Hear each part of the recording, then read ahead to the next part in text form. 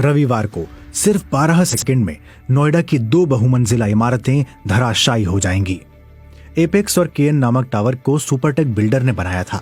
बाद में पाया गया कि इन्हें बनाने में नियमों का उल्लंघन किया गया। ये देश में गिराई जाने वाली सबसे बड़ी बहुमंजिला इमारतें होंगी। 30 मंजिल वाली इमारतों को ट्विन टावर कहा जा रहा है। इनकी ऊंचाई 320 फीट से ज्यादा है और ये नोएडा की घनी आबादी वाले इलाके में स्थित है। इन्हें गिराने के लिए करीब 3700 किलोग्राम विस्फोटक का इस्तेमाल किया जाएगा। धमाका कुछ इस तरह से होगा कि बिल्डिंग सीधे नीचे गिर जाए। इस काम के लिए बहुत दक्षता की जरूरत है और 3 देशों के इंजीनियर इस प्रक्रिया में शामिल होंगे। दुनिया भर में घनी आबादी वाले इलाकों में आमतौर पर इस तरह की इमारतों को गिराने की इजाजत नहीं दी जाती है। यही बात इस रविवार की कार्रवाई को अलग बनाती है। इस बात पर ध्यान दीजिए कि एक 12 मंजिला इमारत यहाँ से सिर्फ 30 फीट की दूरी पर है। आसपास की 45 इमारतों में करीब 7000 लोग रहते हैं। आसपास रहने वाले सभी लोगों को रविवार की सुबह घरों को खाली करने के निर्देश दिए गए हैं। ट्विन टावर के गिरने के 5 घंटे बाद ही उन्हें वापस अपने घरों में जाने की इजाजत दी जाएगी। सड़क पर रहने वाले जानवरों को भी इलाके से हटा दिया गया है। इस इलाके और नोएडा एक्सप्रेसवे पर इस दौरान ट्रैफिक रोक दिया जाएगा। विस्फोटक से करीब 984 फीट ऊंचा धूल का गुबार उठ सकता है, इसलिए एयरपोर्ट और एयरफोर्स से विमानों की सुरक्षा का ध्यान रखने के लिए कहा गया है। यही नहीं, गिराई जा रही इमारतों से 50 फीट दूर भूमिगत गैस पाइपलाइन है जो दिल्ली में गैस की आपूर्ति करती है। आसपास रहने वालों को डर है कि कहीं विस्फोटकों से होने वाले कंपन के कारण उनके घरों और इमारतों को नुकसान न पहुंचे। लेकिन इस प्रक्रिया में शामिल इंजीनियर मानते हैं कि चिंता की कोई बात नहीं है। नोएडा में इमारतों को भूकंप निरोधी बनाया गया है।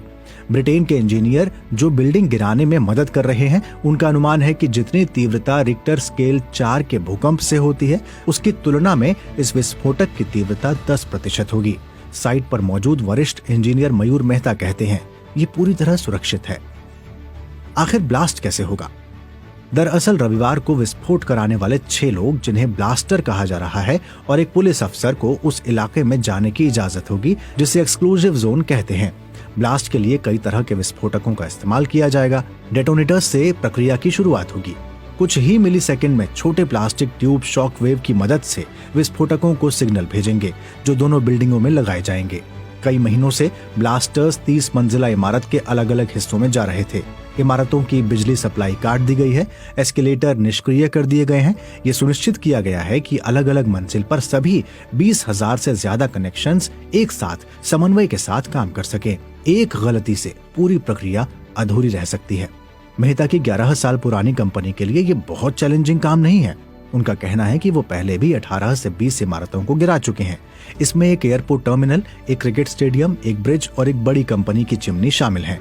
उनका कहना है कि बिहार में गंगा नदी पर बने पुल को गिराना इससे मुश्किल था, क्योंकि वहां ये सुनिश्चित करना था कि मलबा नदी में न गिरे। ट्विन टावर से करीब 30,000 टन मलबा निकलने की उम्मीद है। ये भी सुनिश्चित करने की कोशिश की गई है कि मलबा बाहर न फैले और आसपास के लोगों और इमारतों को नुकसान न पहुंचे। करीब 1200 ट्रक मलबे को रिसाइकलिंग के लिए ले जाएंगे। रिसाइकिल होने में 3 महीने तक का समय लग सकता है। मेहता कहते हैं, धूल जल्दी ही बैठ जाएगी, लेकिन मलबा हटाने में समय लगेगा। इतनी ऊंची इमारतें गिराना भारत में आम बात नहीं है। साल 2020 में केरल में एक लग्जरी लेक साइड अपार्टमेंट को गिराया गया था। वहां करीब 2000 लोग रहते थे। बिल्डिंग को पर्यावरण नियमों का उल्लंघन करके बनाया गया था। लेकिन नोएडा में बिल्डिंग गिराने की इस प्रक्रिया का स्तर बहुत बड़ा है। आसपास रहने वाले लोग अपना घर छोड़कर दोस्तों और रिश्तेदारों के यहाँ जाने लगे हैं।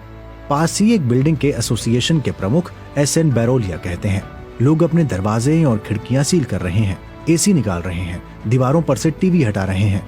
हम बिल्डिंग को पूरी तरह से बंद कर रहे हैं। ऐसा पहले कभी नहीं हुआ। सुपरटेक की बिल्डिंग में फ्लैट खरीदने वालों को एक लग्जरी जिंदगी का सपना दिखाया गया था। सुपरटेक ने वादा किया था कि केएन एक प्रतिष्ठित 37 मंजिला ऊंची इमारत होगी और एपेक्स से पार्टी करते समय नीचे एक चमकता हुआ शहर दिखेगा।